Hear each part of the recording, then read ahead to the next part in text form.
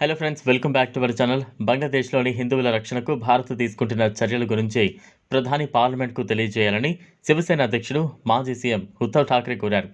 ముంబైలో నిర్వహించిన విలేకరుల సమావేశంలో ఆయన మాట్లాడుతూ భాజపా పాటించే హిందుత్వం కేవలం ఓట్ల కోసం మాత్రమేనని మండిపడ్డారు. బంగ్లాదేశ్లో హిందువులు అణిచివేతకు గురవుతున్నారు.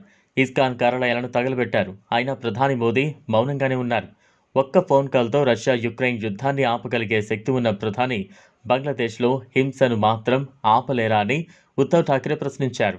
బంగ్లాలో జరుగుతున్న ఘటనలకు వ్యతిరేకంగా నిలబడాలని ప్రపంచవ్యాప్తంగా ఉన్న హిందువులందరి తరపున మోదీని అభ్యర్థిస్తున్నారని ఆయన పేర్కొన్నారు.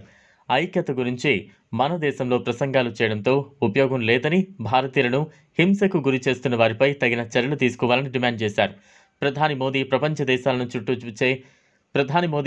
దేశాలను చుట్టూ వచ్చే కార్యక్రమాల్లో బిజీగా ఉండటం వల్ల ఆయనకు ఎంపీలను కలిసే సమయం కూడా ఉండట్లేదని ఎద్దేవా చేశారు. మోదీ తరచుగా విదేశీ పర్యటనలకు వెళుతుండడం వల్ల ఆయనకు మణిపూర్ అల్లర్లు, బంగ్లాదేశ్లో జరుగుతున్న హింస గురించి తెలిసి ఉండకపోవచ్చని అంటున్నారు. బంగ్లా మాజీ ప్రధాని షేక్ హసీనా భారత్లో సురక్షితంగా ఉన్నారని, మరి ఆ దేశంలో కష్టాలు పడుతున్న హిందువుల సంగతి ఏంటంటూ ప్రధానిని ప్రశ్నించారు. ఇదిలా ఉంటే బంగ్లాదేశ్ జాతీయ జెండాను అగౌరవపరిచారనే ఆరోపణలపై ఇస్కాన్ ప్రచారకర్త చిన్మయ్ కృష్ణదాస్ ప్రభువును ఢాకా ఎయిర్పోర్ట్లో పోలీసులు అరెస్టు చేశారు. ఈ క్రమంలో ఆ దేశ హిందువులపై జరుగుతున్న దాడులు ప్రపంచవ్యాప్తంగా తీవ్ర కలకలం రేపుతున్నాయి. లోనే కీలక పరిణామం జరిగింది.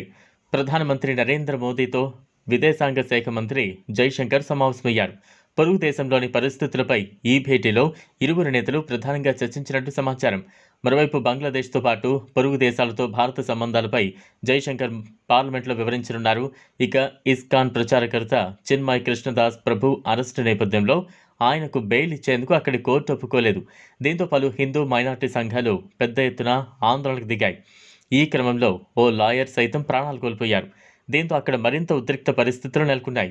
దీన్ని బంగ్లాదేశ్ తాత్కాలిక ప్రభుత్వ సారథి మహమ్మద్ యూనస్ తీవ్రంగా ఖండించారు. ఈ ఘటనపై విచారణకు ఆదేశాలు జారీ చేశారు. బంగ్లాదేశ్లో హిందువులపై కొనసాగుతున్న దాడులను ప్రపంచ దేశాధినేతలు ఇప్పటికే పలుమార్లు ఖండించారు.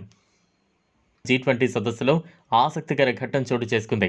భారత విదేశాంగ మంత్రి ఎస్ జైశంకర్, ఇండోనేషియా అధ్యక్షుడు ప్రబోవో సుబియాంటో మధ్య జరిగిన భేటీలో ఈ పరిణామం చోటు చేసుకుంది. ఇది అందరి దృష్టిని ఆకర్షించింది. ప్రధాని నరేంద్ర మోదీ, ఇండోనేషియా అధ్యక్షుడు ప్రబోవో సుబియాంటో మధ్య ద్వైపాక్షిక సమావేశం జరిగింది. దీనికి ముందు విదేశాంగ మంత్రి డాక్టర్ ఎస్ జైశంకర్ తనను తాను రాష్ట్రపతి ప్రబోవోకు పరిచయం చేసుకున్నారు. అయితే దీని తర్వాత అధ్యక్షుడు ప్రబోవో ఇచ్చిన సమాధానం భారత విదేశాంగ మంత్రి అంతర్జాతీయ గుర్తింపును బహిర్గతం చేసింది. ఈ వీడియో కనుక మీకు నచ్చినట్లయితే లైక్ చేయండి, షేర్ చేయండి, ఛానల్ను సబ్స్క్రైబ్ చేసుకోండి. Thanks for watching.